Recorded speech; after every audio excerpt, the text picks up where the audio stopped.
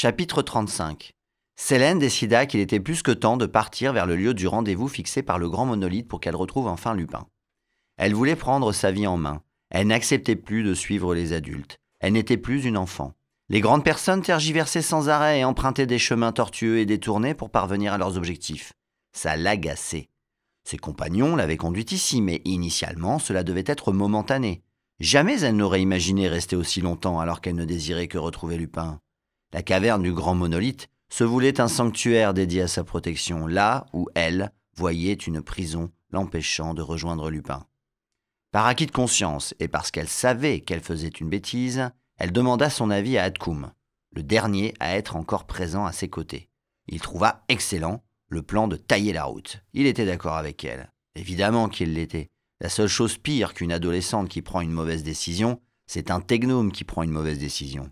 Attendre plus de quelques minutes, n'importe où, rendait Atkoum fou. La marche vers Shaham promettait d'être d'autant plus longue que Sélène et Koum n'avaient aucune idée de par où aller. Ils s'orientèrent donc dans une direction que Sélène supposait la bonne. Elle mobilisa ses connaissances partielles des cartes d'Asia et des anciennes mapmondes qu'elle avait découvertes dans le grenier de son école, dans sa réserve d'humains. Cette période lui paraissait si lointaine. Le technome ne fut d'aucune aide pour se décider. Il était d'accord pour bouger, peu importe où. La géographie n'était vraiment pas le domaine de prédilection de Sélène. Elle mélangeait tout. Points cardinaux, lever du soleil, cycle lunaire et étoiles repères.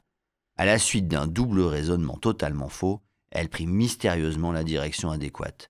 Ils emmenèrent le fragment toujours à la ceinture du technome et déclenchèrent des conséquences pourtant attendues que l'esprit d'enfant de Sélène et l'inconscience d'Atkoum avaient effacées de l'équation.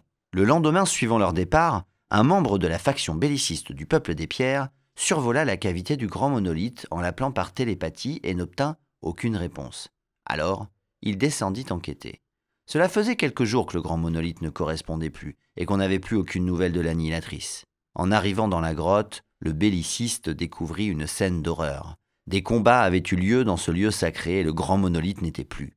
L'annihilatrice et ses compagnons avaient tous fui. Il avisa ses congénères que l'annihilatrice avait assassiné le grand monolithe avant de s'enfuir. L'information se diffusa telle quelle parmi l'ensemble du peuple des pierres et fit l'effet d'une bombe.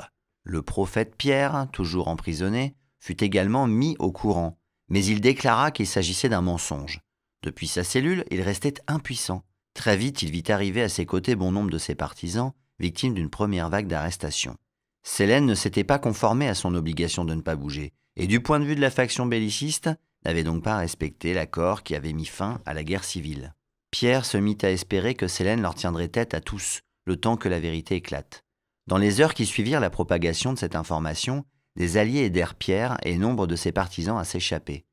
En attendant, l'annihilatrice devenait la personne la plus recherchée au monde par le peuple des pierres. Anorine savourait sa liberté retrouvée en virevoltant dans les airs. Il était devenu un oiseau-mire, une espèce en voie de disparition dans les forêts équatoriales d'Asia. De taille moyenne, cette espèce avait pour particularité de posséder sur chacun de ses flancs et, sur ses ailes déployées, des formes circulaires évoquant des cibles de tir à l'arc. Mais ils ne s'appelaient pas uniquement oiseaux-mire pour leur couleur. Avant tout, ils attiraient les emmerdes, les petites comme les grosses. Ça les avait rendus philosophes et hédonistes. Être oiseau-mire signifiait se savoir présent dans ce monde pour une trop courte durée, en attendant de glisser métaphoriquement sur une peau de banane en plein vol. Anorine n'était au courant d'aucune des caractéristiques inhérentes à sa revenance actuelle. Il aimait simplement bien pouvoir s'égayer dans les airs. C'est pourquoi il volait pour l'heure vers un immense tourbillon de vent qu'il apercevait au loin, car son instinct de survie d'oiseau-mire lui soufflait que c'était la meilleure direction. Chapitre 35. Sélène décida qu'il était plus que temps de partir vers le lieu du rendez-vous fixé par le grand monolithe pour qu'elle retrouve enfin Lupin. Chapitre 35. Sélène décida qu'il était plus que temps de partir vers le lieu du rendez-vous fixé par le grand monolithe pour... Oh là là, mais oh, Théo, tu vas faire quelque chose ou pas là? Insulte-moi. Connard. Merci.